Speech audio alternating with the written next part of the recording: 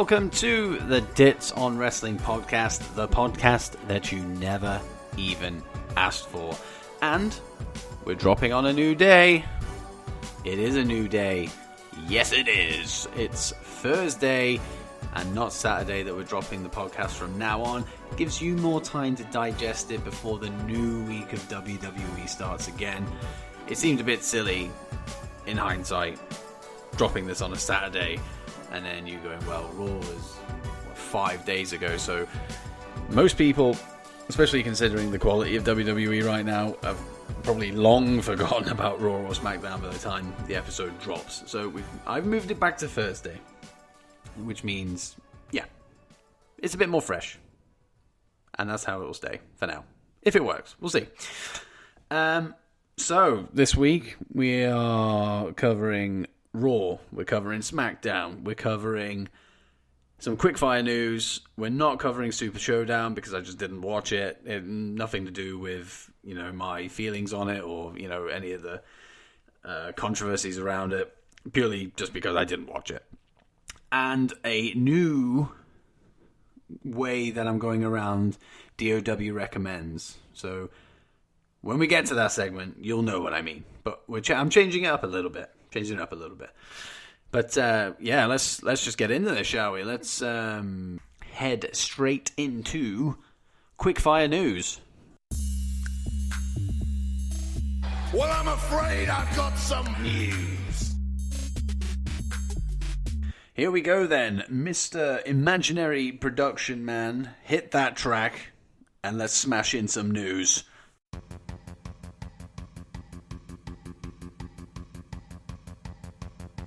Some big news dropped in AEW land this week as a new match was announced for AEW's All Out show in August. Jon Moxley versus Kenny Omega. What a great match this is going to be. It's probably looking at a double main event with Hangman Page and Jericho probably headlining with this closely following it. This is going to be superb, and it'll be Kenny Omega trying to get his own back on Moxley for what he did to him at Double or Nothing. If this doesn't get you excited, I don't know what will. Things are not looking good for the attendance at WWE's upcoming pay-per-view Stomping Grounds, as many tickets are still available for purchase, including front row seats. Usually at this point, you're looking at all of those seats being sold out. Not at the moment. Right now, at the time of recording, there are hundreds and hundreds of seats left. Is it because there's been a 2-week build to this pay-per-view? Probably. Will WWE try and cover it up? Probably. But the facts are, this event is not selling well. And finally this week it was reported that none of WWE's higher-ups were at TV this week. Triple H, Vince, Stephanie and Kevin Dunn were all said to be absent from the live shows. They all have other things to do. Triple H was down in NXT, Vince was dealing with some corporate stuff, Kevin Dunn is Kevin Dunn, and Stephanie, well, she does what she wants really. It could go to explain why Raw was actually pretty decent this week, but apparently it's a first. It's never happened before. And there you have it. That is this week's news. Obviously, as I say every week, there's more news than that out there. I just picked the ones that I can actually fit in. Quickfire news. Otherwise, it's not Quickfire. So that's your taste this week. Some AEW in there as well, which, I hope coming up to October, when it debuts as a weekly thing, I hope to make AEW a heavy presence on this podcast alongside WWE, where we can all work together as one big happy family. But until then, AEW is going to probably dominate the Quickfire news. But there you go. So, shall we have a look at Raw? Yeah, let's go have a look at Raw. Steph, lead us in. Welcome to Monday Night Raw! Are you ready for this? This is big, okay? You need to be sat down. Health and safety is a big thing now in 2019 and has been for a couple of years. So I don't want to be the person to cause any harm to you because you haven't taken a seat, because what I'm about to tell you is going to either blow your mind or it's going to make you keel over in some way, shape, or form. You might just fall flat on your face. But here it is. I actually really, really enjoyed Raw this week. You gotta be joking me! Nope, these are 100% facts. I really liked it. I thought it was such an improvement on previous weeks. Like, finding highlights for it this week was easy. And don't get me wrong, there was some stuff that was quite bad. But for the most part, I thought it was a great show. And I'm really happy that I can be positive about Raw this week. So we'll see if they can keep it up and provide another good show next week. But we know that's a really tough ask. But I live in hope that they can deliver back-to-back good Raw episodes. So, highlights-wise, and it's not really the segment as such that was a highlight for me. It was the guy himself, Baron Corbin. I know there's a lot of people who genuinely cannot stand this guy, and it's all go away heat. Get off my TV, heat. I just think he's being an incredibly effective heel. And he is. There's no doubt about it. He is the number one heel in WWE, whether you like it or not, whether it's, whether you look at him as a heel in the sense of, he's a heel, it's his character, or you just generally don't want to see him on TV because he's really bad. I don't think he's as bad as everybody makes out. I think he's a bit of a scapegoat, to be completely honest. But I think he's great. Like, he's such an he's an effective heel. That's what a heel is. We're supposed to hate them. And he excels at this stuff. I mean, he had those fans in San Jose getting absolutely livid at him. Brilliant. Absolutely brilliant. And he's got so much better on the mic. He's got so much more confidence. His moveset in the ring is... like, he's got some really cool moves. The Deep Six, the End of Days, all good stuff. Even the thing where he runs out the ring, dives back in, and clothesline the hell out whoever the hell's in there. Like, even that I like. The only thing I don't like, granted, is the wrestling attire. Like, he's not GM anymore. Why is he still wrestling with a waistcoat? That's my only gripe. But apart from that, Corbin's great. You heard it here. Corbin is great. And I don't mind that he's in the world title picture. I don't, because he's not going to win it. He says, I will probably quote this, after Stomping Grounds ago. Yeah, I was wrong. But he's not going to win it. He's just good foil for Seth Rollins as a babyface right now. And it's effective stuff. That opening promo, Seth Rollins was his usual great self. Corbin came out and played up to the crowd. Very enjoyable segment. Really good opening to Raw. Obviously, same old talky segment, but Corbin excelled for me here. Switching gears, as Michael Cole annoyingly says every single week, I enjoyed the women's tag match this week as well. Becky and Bayley against their challengers at Stomping Grounds, Bliss and Lacey Evans. It wasn't great, don't get me wrong, but it was good. And it was nice to see Lacey Evans rebound from the horrifying match that she had with Charlotte last week. It was really bad. Now, I saw a video of Bayley and Lacey after Raw went off the air. It was a dark segment. I don't know what it was all about. It's just a short clip, but, Lacey's been criticized a lot for sandbagging the Bayley to belly, and it does look bad, and people have been saying how, bad Lacey is and all this kind of stuff. That segment, the dark one, awful. Shouldn't have happened. I don't know why she sandbagged it, but she did. But that's not what this is. I actually thought that was in the match before I watched Raw. I thought, oh, Jesus. But it was a dark segment, so it can be easily forgotten about, and hopefully she kind of wipes that out of the system. But the actual match on Raw itself, I thought she actually did really well. I don't know whether it's because I was comparing it to how she was last week, but, you know, she impressed me this week. Bliss, it's nice to see Bliss back in the ring again consistently. She's not doing this whole I forgot my gear stuff. She's actually in a meaningful storyline with Nikki Cross. The whole title picture thing with Alexa facing Bayley, because of how much I dislike the wild card rule, I'm not completely on board with that. But if it means we get more Bliss, I'm all for it. So it was a good match, strong match. Interesting that the challengers won this. Now, you would say 50-50 booking, that both Bayley and Becky are going to retain at Stomping Grounds because this is WWE and they like their 50-50 booking. But it was interesting. It was an interesting way to go about it, because I thought this was just a dead cert for Becky and Bayley to win, or there was going to be some kind of shenanigans. And, you know, there was a little bit, but nothing that really, you know, played into the finish of the match. But, you know, I enjoyed it. It was a good TV match. And, yeah, it was nice to see Lacey rebound from, you know, that nonsense last week. Remember when we all looked at that 24/7 championship when Mick Foley held it aloft in the air, and we looked at it and went, what the hell is that? Fast forward a month, or, you know, however long it's been, and I'm in love with the thing. You know, and most that all falls down to R-Truth for me, but there are, you know, some really good supporting players. You know, EC3's playing his part.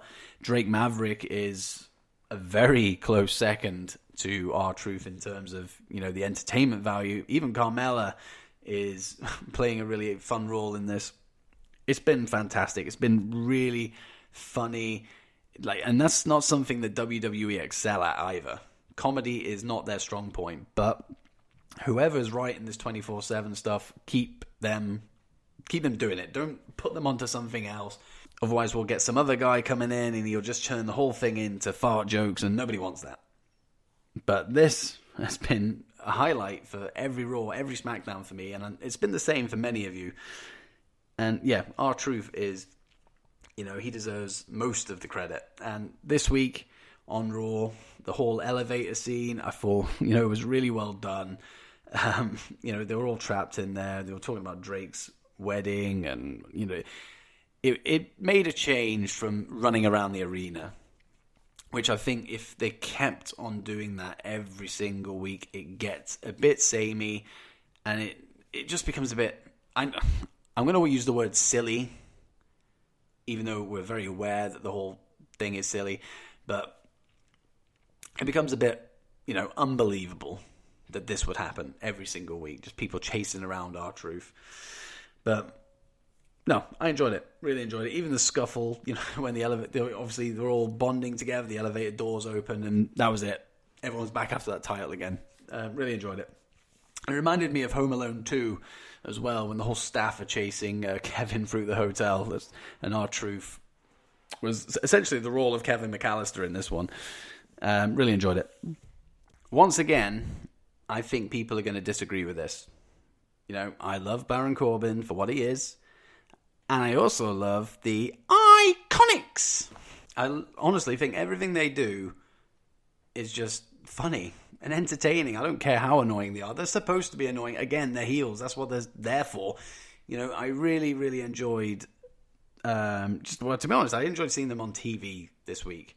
Now, I've said a couple of times in previous episodes of the podcast, WWE.com is a place where you get consistently good content, and the Iconics are big players with those exclusive videos, and it's nice to see that momentum carrying over the TV. I thought it was entertaining what they were doing this week. They faced the Jobbers. They won the match, you know, which is nice because I don't remember the last time they won a match, to be completely honest. But I do think it's time to, you know, pull the trigger on them. Like, let them face worthy competition. You know, they've had those belts now for, you know, 2 months now since they won them at WrestleMania. And I think they've defended them once, and that was against a Jobber team as well. Give them some credible opponents and let them win the feud. It's simple as that. Just build them up. Like, just let them be smarmy heels. Let them be exactly what Edge and Christian were back in the day. They used to mess around, all that kind of stuff. But when they got in the ring, for the most part, they meant business. Let the Iconics do something like that. It would work. And if you're going to put the belts on them, if you're going to keep the belts on them for the 2 months that they've had it, regardless of the fact they haven't defended it, in any recent matches, make it worthwhile. Give us a good payoff. Build up a babyface tag team. That's what this is missing. It's missing women's tag. They've built this division, just through the fact that Bayley and Sasha pestered Vince and he gave in. They've allowed this division to exist. Build it. Because outside of the Iconics, who else is there? You have the Bukkake Warriors, or whatever they're called over on SmackDown, Asuka and Kairi Sane. Where have they been? Victims of the wildcard rule, again. But why aren't they getting built up? They're credible challengers. Sonya Deville and Mandy Rose. Build them up. I know it'd be heel versus heel, but I don't really care at this point. Down in NXT, you got plenty of women down there not doing anything. You got, what's her name? Vanessa Bourne and Aaliyah. Get them together. Let them do something. It's nuts. They've allowed this division to exist, and they've done nothing with it. It's the cruiserweights all over again. And yeah, it's a shame. But it'd be nice to see the Iconics not only on TV, but in some credible feuds, because I'm a big fan of the Iconics, regardless of how annoying they are. They're effective heels, and I want to see them on my TV more in meaningful feuds. I've saved my favorite 2 highlights for the end, naturally. The first one is Bray Wyatt and the Firefly Funhouse. Yet again, they are a highlight for me. Yet again, they're a highlight for everybody else in the WWE universe. It was great. And every single week, it seems to be slowly getting towards that line that you shouldn't cross. I know he's a puppet, but smacking a hammer into a rabbit puppet, in the head, and then jam, obviously it's blood, but jam, pouring out of him, and then Bray Wyatt actually licking the jam, it seems to be bordering on that line, and I like it. I would actually love them to, go past that line. The line that they shouldn't cross. Go past it. See what happens. But a lot of fun. The Fiend character side of Bray was teased again, and I like it. Just keep teasing it. Don't bring it out. And to be fair, I think the next time that we see the Fiend, in its entirety, not just in like these little like flashy inserts, on the video package, the next time we should see him, I think, is in the ring. I think that'd be quite effective. But I don't know where this Firefly Funhouse has come from. It is the most consistent thing I've seen WWE do in a very long time. I actually cannot remember something as consistent as this. I mean, how long has it been on TV now? Month and a half, maybe? Looking at 6, 7 episodes of the Firefly Funhouse. Not one of them's been bad. Not a single one of them.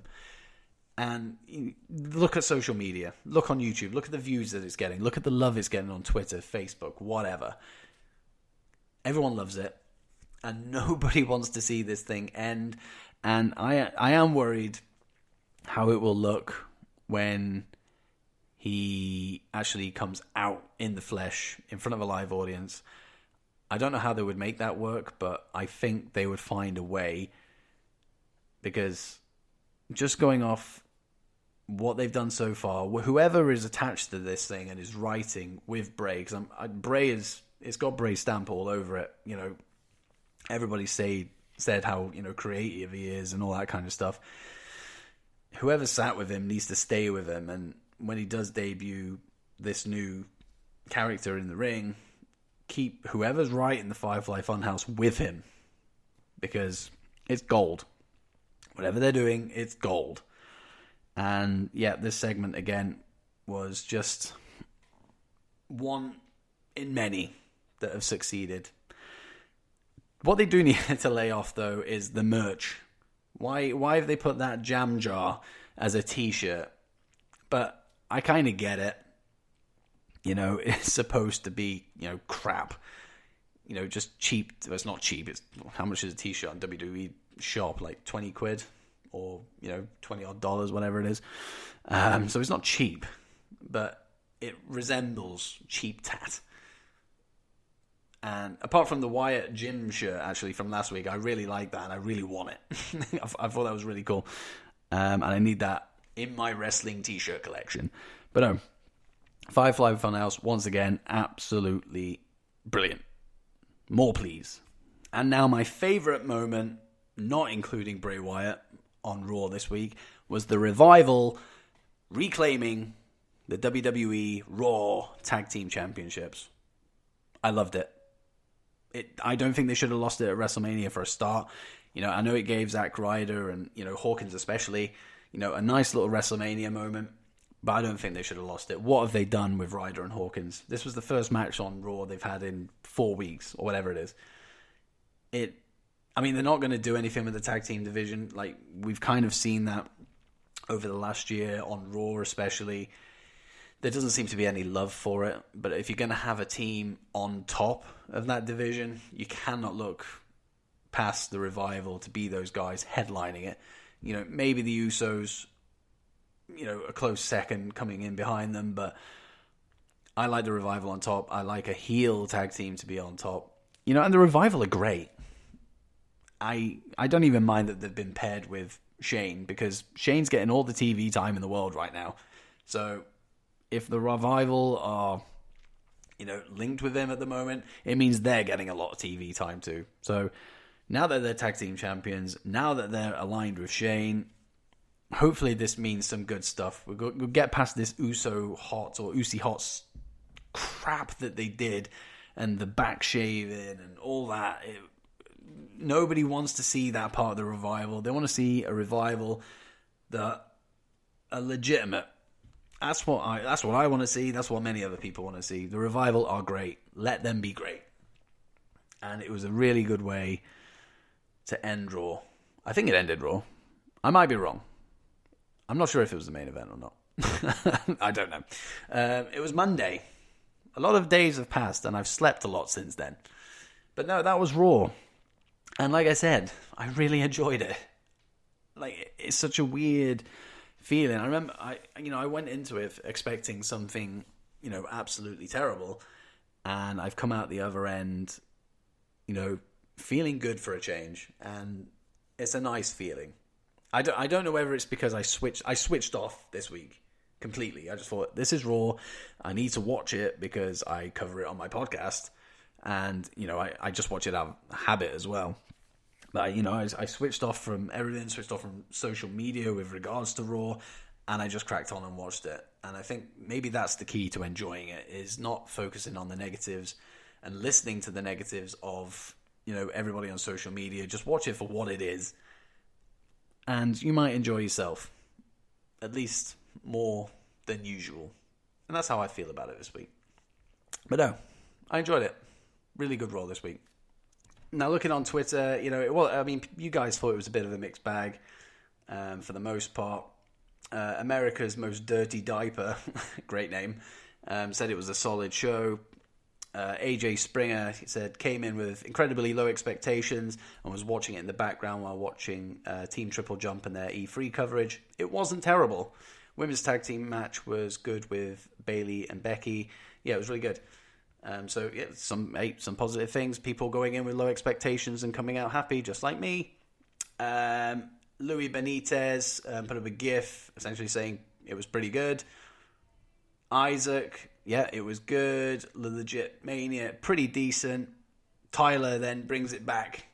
B-A-D, bad. Rey Mysterio, awful. WWE tweets, Capital Wrestling, said he enjoyed it too. There you go. It's a mixed bag across the board. But, you know, some people enjoyed it, some people didn't. But I think this week more enjoyed it than they didn't, which is nice. But was SmackDown the same? Let's find out.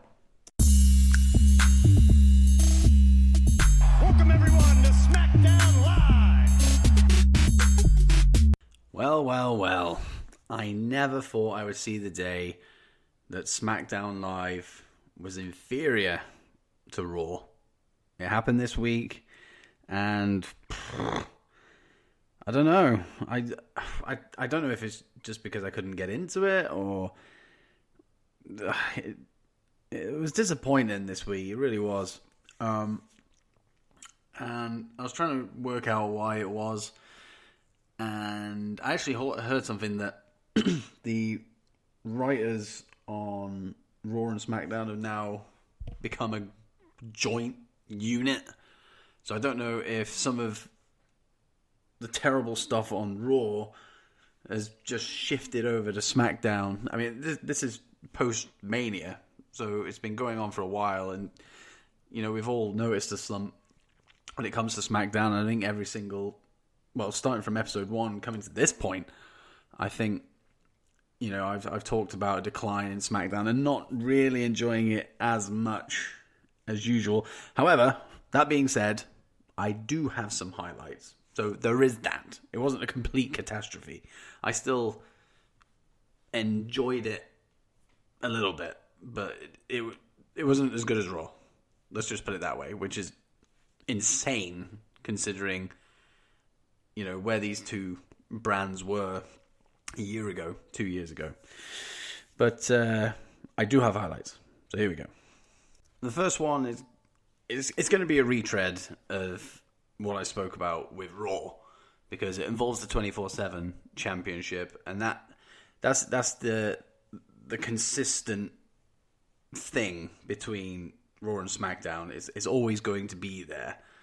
One thing I actually, having just said that, I'd love to see it pop up on NXT, but I know it's difficult because NXT's taped, but I think they could, get something in there, have Truth go down to Full Sail, and do something with somebody down there. Just make sure that he retains the title, and just when they broadcast the NXT on the Wednesday, just make sure you slip that little segment in at some point, and I think it will add another layer to the 24/7 title, because Mick did say it will be defended anywhere, so it'd be nice to see it pop up on NXT. But yeah, the 24/7 championship, again, a highlight. I enjoyed it this week. It was a lot more subtle than it was on Raw. It was just a case of R-Truth hiding from everybody in a crate. I don't know, an airplane crate, is that what it is? Some form of box. He hid in a box with Jinder then going off to try and find a crowbar to get in there, and then R-Truth gets shipped off to LA for Monday Night Raw. Yeah, it was fun. It was entertaining, and it was a bright spot with SmackDown Live. And again, as I said with Raw, R-Truth is probably the reason behind that, because he's so entertaining. There's a connection with him. I always feel drawn to him, and so do many other people. And yeah, him on top. I say on top. It's not exactly on top. It's a mid-card, lower-card title. But with him on top of that stack, then yeah, it's in a good place. The New Day, when they first came out in the evening and did their promo, classic New Day, really fun, full of references. I mean, being a gamer, I did appreciate Woods' E3 comment. Popped for that. It was New Day. It was everything you could expect from a New Day promo. And then Ziggler came out. That bit, standard stuff. It was what it was. It should have been me. Blah blah blah. Whatever. And I can't believe it, but when Ziggler first came out, when he first attacked Kofi a couple of weeks ago, and he came back out later on that same night and did the whole "it should have been me," the cry and all that kind of stuff. I loved that. I absolutely loved that promo. But now it's just changed the record, man. But no, the New Day, I'd never want them to break up.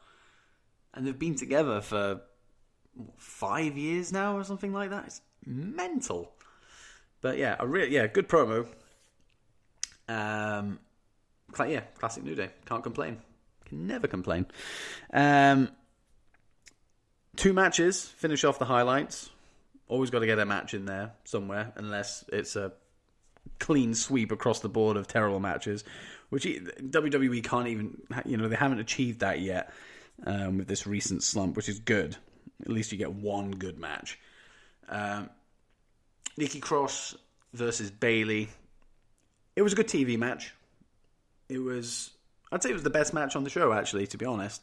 But it's nice just seeing Nikki Cross featured on TV and wrestling. She's got this whole thing going on with Alexa Bliss, which I'm really enjoying, actually. It's one of the more developed storylines in WWE at the moment. I mean, we can all see where it's going. Alexa is playing the master manipulator, and all that's being fed via the announce team as well. So we know it's coming at some point. They're going to turn or feud or whatever, and Nikki Cross is going to be elevated because of it. So it's just a waiting game for now. Obviously, in this situation, Bliss has been saying that Bayley has been liking, tweets about Nikki Cross and all that kind of stuff. Standard 2019 problems. But that aside, it's still an enjoyable feud. It's one of the better things in WWE at the moment, just simply because they're committing to a story. So we'll see where it ends up, but I'm enjoying Nikki Cross being on TV. I'm enjoying Bayley as the women's champion, much better than her first reign. And yeah, it was a good solid match. And I hope that we get to see them do it again, maybe on a pay-per-view, give them a bit more time. Nikki was fantastic in NXT, and I hope that she finds that spark that connected her with everybody down in Full Sail, because it's not quite there on the main roster yet. And I think, to be honest, most of that's because they've just out of nowhere just changed her character. She's now not crazy, which is not the Nikki Cross that we all loved in NXT. Or when she first came up to the main roster. When she first came up to the main roster, she was also a little bit crazy. And they've just, in the space of 1 week, they stripped that from her, which I just think it was bizarre. But no, good match. Best match of the show for me. And therefore, it's a highlight. Finally, the main event. New Day versus Ziggler, Zayn, and Kevin Owens. You put those 6 guys in the same match, and yeah, you're gonna get something decent, and that's what it was. It was decent. It wasn't great. I thought it was a little bit slow in areas, but generally, no, it was a good match. Everybody got to shine. Kofi was able to get the pin in the end, which seems to be the theme in tag matches, in multi-man matches. Like, Kofi's the one getting the pins, which is incredibly good booking and surprising booking, considering this is WWE that are doing it and their creative team. But they're really making Kofi seem like a really strong champion, and that's good, because I thought they're going to put the belt on him just to keep the fans happy, and then it's just going to die of death. But it hasn't. It's still going strong, and if he beats Ziggler at Stomping Grounds, then that momentum continues and builds and builds and builds, and we've got a pretty good reign on our hands here. So that's also a highlight coming out of this, as well as the fact that we had Big E return to in-ring action, which is actually probably the main takeaway from this whole thing. That's what the WWE.com preview pretty much centered around, that Big E was back, and he was back to wrestle. So it's really good seeing him back in the ring and doing what he does best. And it'll be interesting to see where, now that New Day are back together again, because Big E got injured like 2 or 3 weeks after Mania, maybe less. It'll be interesting to see how these three function together now with, obviously, Kofi, the leader of the pack with the WWE title. But it's gone well with just Kofi and Xavier so far. But with Big E thrown in the mix, you've always got that feeling that something is going to happen. And I'm talking Plan B, Shield stuff. They said they'll never do it, but I think the fact that, there's always that potential that it could happen, it keeps us on our toes, and it keeps us invested, which is always a good thing. But Big E's back, and I'm happy he's back, and that alone deserves to be a highlight on here. But apart from that, that was Smackdown. It wasn't a bad show. It really wasn't, but it just wasn't. It wasn't Smackdown that we know and love. This was. I mean, I'm going to blame the wild card again. Like that's my go-to thing at the moment, is blaming the wild card. But that is a huge reason that both shows struggle, because talent that could be getting that airtime and delivering fantastic matches, really good promos, developing stories, just aren't getting that time because you've got people from the opposing brand coming over and taking their spot. I'm going to do a whole podcast on the wild card rule, a whole episode on it in the next week or so. But God, I hate it. I just absolutely hate it. Get rid of it. Just leave it alone. Get out. And the fact that they don't... No, I'm not going to get into it. I'll save it for the podcast episode I want to do. I'll save it for that. But yeah, that was SmackDown. Not great. Not even good. It was decent. Well, it was decent. That's what we'll call it. Decent. But there we go. And there is only really one last thing to get through on the show today. And that is the DOW Recommendations, which have a new twist. So let's get into it, shall we?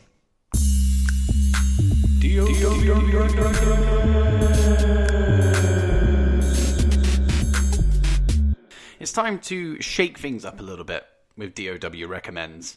Rather than doing 4 recommendations for people on Twitter every single week, as much as I enjoy doing it, if I keep doing it that way, I'm going to run out of people to recommend.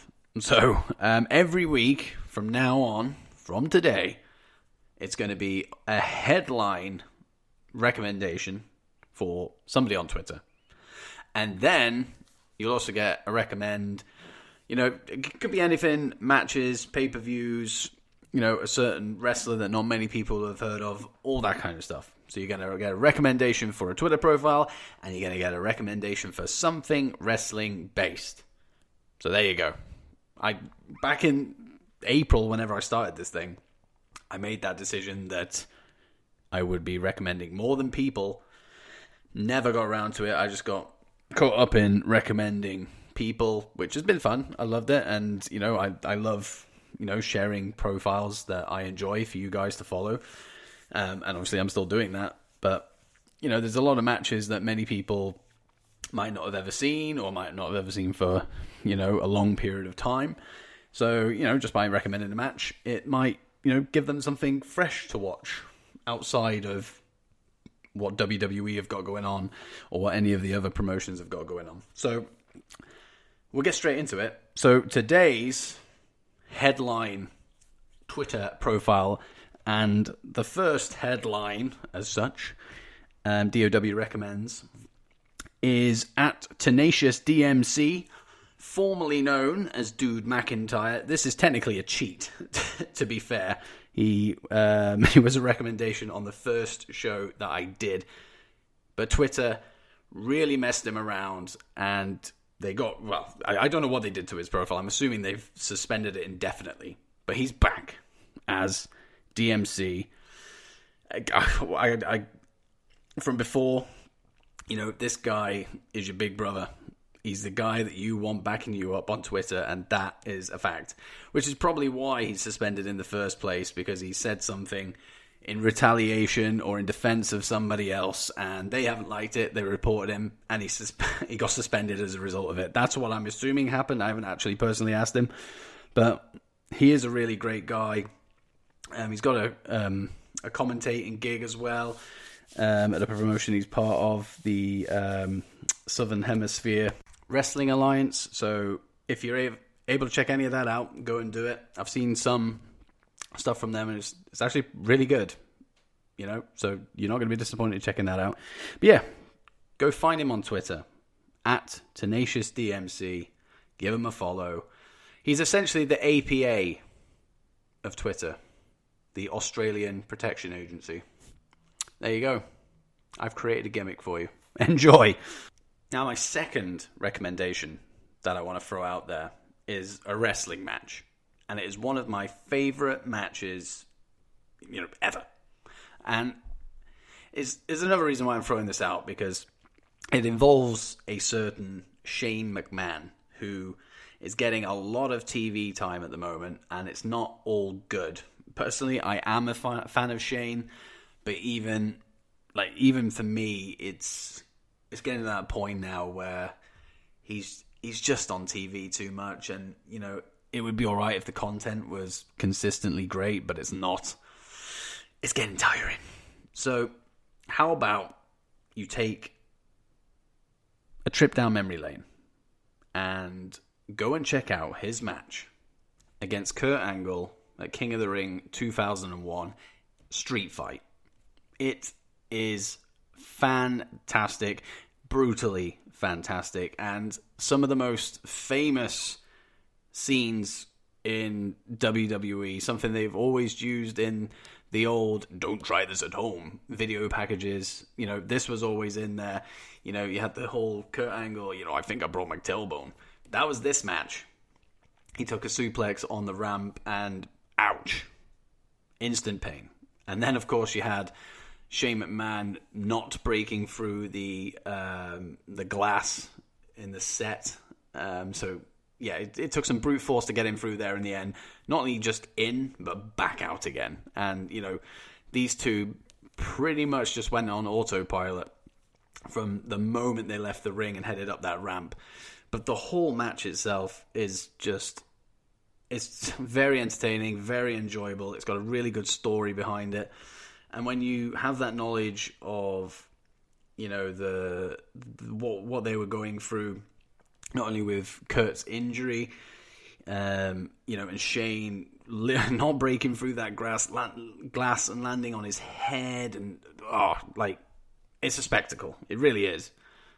I cannot recommend that match enough. It is one of my favorite matches, and if you want to forget about all the Shane stuff that is going on right now, this is a match that you should check out just so you can remember the greatness that Shane was able to pull out the bag for a non-wrestler as well. He does really well in this match. I mean, he always does well in gimmick matches anyway, because, he is essentially a stuntman, so nothing is off limits. He's jumped off Titantrons, he's jumped off the cell, he's been, thrown through glass like in this match. Loads of stuff. So, it is so good. King of the Ring 2001, Shane McMahon versus Kurt Angle in a street fight. Get on the WWE Network, get on YouTube, get on whatever you watch your wrestling, and check it out. Greatness. And there you go. That is DOW Recommends this week. So we got at TenaciousDMC as your Twitter profile to follow, and Kurt Angle versus Shane, King of the Ring 2001. There you go. Nice and simple. And that is all we have time for this week. It's been a mixed bag, and it's been surprising as well. Like I said, Raw, I really enjoyed it, and it really outclassed Smackdown for me this week, which is shocking. I never thought that would happen in a million years, especially not now, but it has. Looking forward, though, on the Ditz on Wrestling podcast, we have some incredibly exciting stuff coming up. Obviously, episode 10 is nearly upon us next week. Already, episode 10, unbelievable. But not just that. Guest spots are coming, and the first 2 people coming on are lined up. I won't give anything else away, but I'm really looking forward to it. It's going to be really fun. I'm going to start recording those very, very soon, so keep an eye out for that. They are some of your favorites on social media, in the podcast game, everything. So, yeah. Mark that down. DOW Power Rankings as well. That window is now open if you're listening to this on Thursday, and will be open until Sunday. So get on Twitter, submit your 5 rankings. The rules are on there, you'll see it. Just search DOW Power Rankings and you'll find it. Lots of fun, lots of people are interacting with it. It's great. I love it. Even though it creates more work for me, I love it.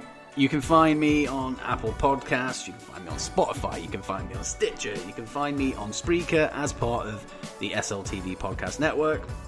But as always, thank you very much for listening to me. Even though this is a podcast that you never even asked for, I'm still here and you're still listening.